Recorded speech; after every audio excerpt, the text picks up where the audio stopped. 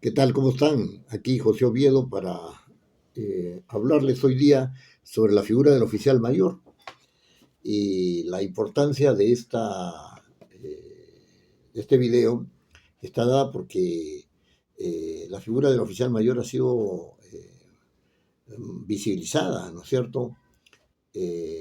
Recientemente, tanto en los medios de comunicación como en las redes sociales, ¿no?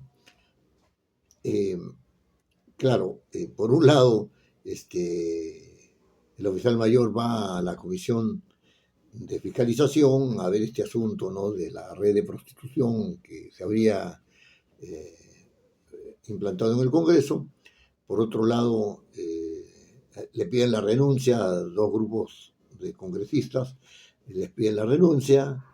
eh, por otro lado, el señor Soto, que no es el presidente del Congreso ahora, pero que lo fue, ha lanzado una probable eh, acusación de carácter judicial contra un ex oficial mayor del Congreso. Eh, bueno, entonces la figura del oficial mayor ha quedado, pues, evidentemente puesta en escena, ¿no? Visibilizada. La pregunta es, ¿qué es un oficial mayor? Según el reglamento del Congreso, estamos hablando del artículo 40 del reglamento del Congreso, ¿no? El oficial mayor es la persona que es la máxima autoridad administrativa del Congreso, ¿no? Y además de ser la máxima autoridad administrativa del Congreso, es la máxima autoridad y jefatura el servicio parlamentario. Es decir, jefatura a todos aquellos órganos y personas que lo integran, ¿no es cierto? Eh, que son servidores de todos los congresistas, ¿no? Y que no forman parte de la organización política del Congreso, es decir, que no forman parte de aquellos órganos que son integrados solamente por congresistas.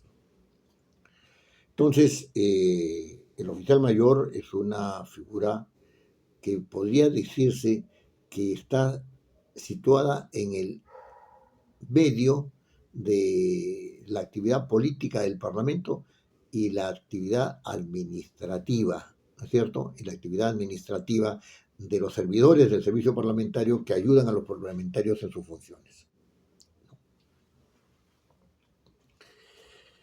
Eh, en el imaginario social, ¿no es cierto? El oficial mayor eh, es una persona que es un empleado.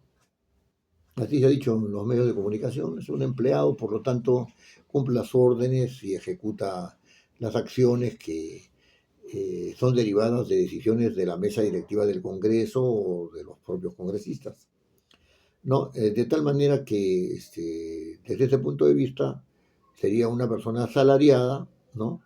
Que cumple con las funciones de viabilizar todo aquello que se decide en los niveles de conducción del Congreso, ¿no? Los niveles de conducción del Congreso. Y algunos han dicho también que se trata de un conserje de lujo, porque si no tiene ninguna discrecionalidad para hacer eso, entonces está al servicio de los señores congresistas y los señores congresistas agarran y dicen lo que tiene que hacer y él sencillamente lo hace, ¿no?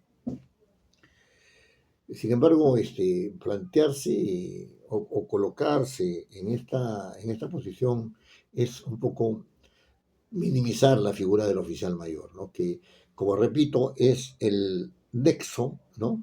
El nexo, una figura central entre el poder político y el poder administrativo del Congreso, ¿no? Claro, ahora último, los señores oficiales mayores se han dedicado a administrar las crisis, ¿no? Eh, como son sujetos de la confianza del presidente del Congreso, quien es el que los propone ante la mesa, ante el Consejo Directivo para que éste lo apruebe, en realidad esa confianza hace que sean muy proclives, ¿no es cierto?, a la actividad política, ¿no? A la actividad política. Y de hecho, en algunos oficiales mayores se ha notado una cierta militancia partidaria, ¿no? Una cierta militancia partidaria, ¿no? Eh, También hay que decir que cuando se le derivan funciones, el oficial mayor queda expuesto, pues en el sentido de que al ejecutar esas funciones, si las ejecuta mal, le van a cortar la cabeza a él y se van a librar de las responsabilidades quienes le dieron esas facultades, ¿no? Entonces, es el caso de lo que está pasando ahora, ¿no?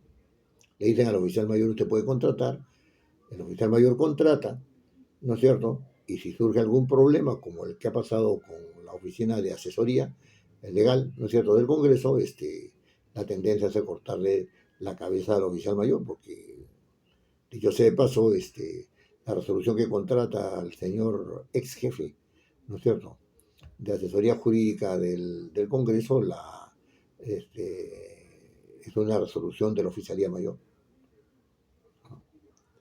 Entonces, y eso se ha hecho por delegación, evidentemente. Eh, entonces, en el manejo del oficial mayor hay asuntos que son propios de su situación en la jerarquía parlamentaria y hay otros que son propios de la conveniencia política, ¿no es cierto?, por los cuales el oficial mayor queda expuesto, ¿no? Ya el oficial mayor, y es una lástima que sea así, yo espero que pueda recuperarse, ha dejado de ser el hombre de confianza institucional para convertirse en el hombre de la confianza del grupo parlamentario o de la mesa directiva de turno, ¿no? De tal manera que por ahí los niveles de institucionalidad han quedado totalmente, o tienden a quedar totalmente desagregados, ¿no?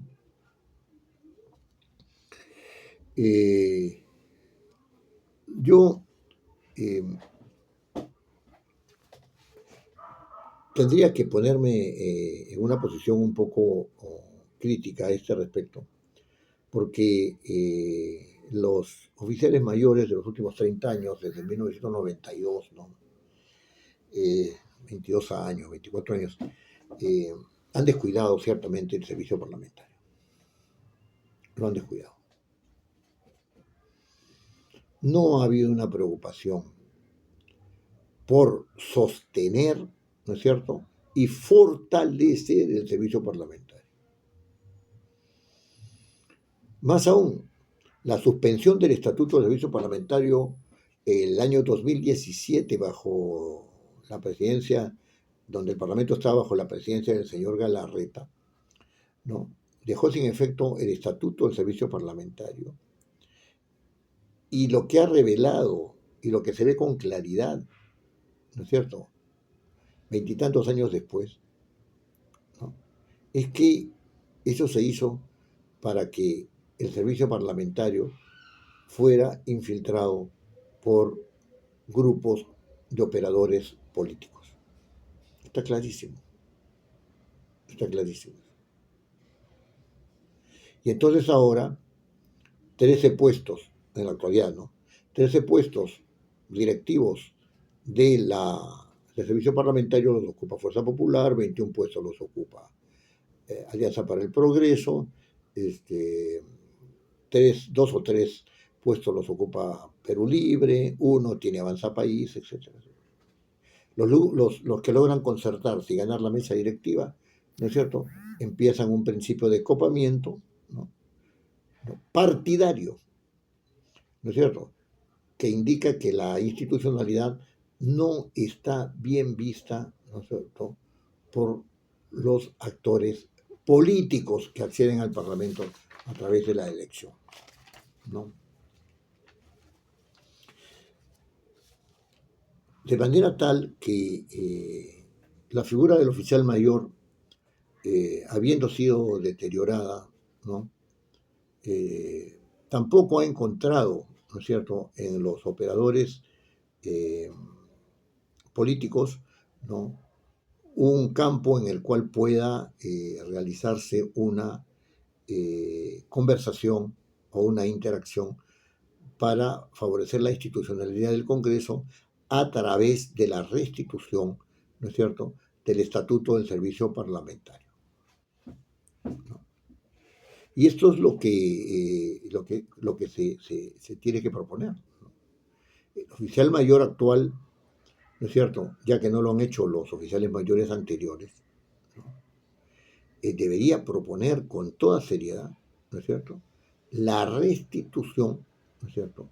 Es decir, dejar sin efecto la resolución, dejar sin efecto la resolución y restituir la vigencia del del estatuto del servicio parlamentario. ¿Por qué? Porque él es el único que lo puede hacer. Él es el único que puede influir en la mesa directiva. Es una pelea que el oficial mayor debe dar necesariamente, porque si no, la institucionalidad se verá mellada. El servicio parlamentario queda, los congresistas duran 5 años.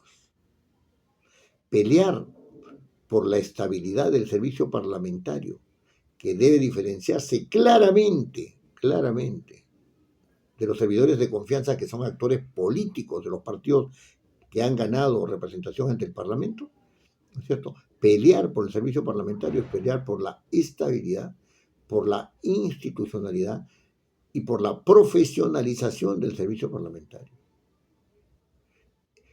El estatuto tiene que sufrir algunas modificaciones para hacer, sí, pero esas modificaciones se pueden hacer rápidamente. Y con ello, aprobado el Estatuto del Servicio Parlamentario, ¿no es cierto?, se dará un buen paso para ver de dejar una norma que permita a la Cámara de Diputados y al Senado, ¿no es cierto?, adoptar criterios para su institucionalidad, permanencia, ¿no es cierto?, y posibilidad de políticas institucionales relacionadas con su cuerpo de administración, su cuerpo de administración. Yo expreso mis mejores deseos porque sea así, porque de lo contrario, ¿no es cierto?, dar paso a la arbitrariedad en el tratamiento del acceso, permanencia y despido de los servidores del Parlamento, sin tener en cuenta la diferencia entre servidores parlamentarios, o sea, aquellos que sirven, ¿no es cierto?, al amparo del Estatuto del Servicio Parlamentario, y diferenciarlos, como digo, de aquellos que están al servicio de los actores políticos que han sido elegidos. Sin esa diferencia, ¿no es cierto?, el Parlamento, sea unicameral o sea bicameral, siempre estará, ¿no es cierto?, situado en la turbulencia y la inestabilidad. La red de prostitución puede ser demostrada o no, ¿no es cierto? Los comepollos, los mochasueldos, etcétera, ¿no es cierto?, podrán ser encausados y sancionados, y qué sé yo. Pero desde el punto de vista estructural, el servicio parlamentario ayudará muchísimo, el estatuto del servicio parlamentario ayudará muchísimo a que no vuelvan a repetirse casos como esos, y si se dan, sean muy esporádicos. Los dejo en su consideración y espero sus comentarios.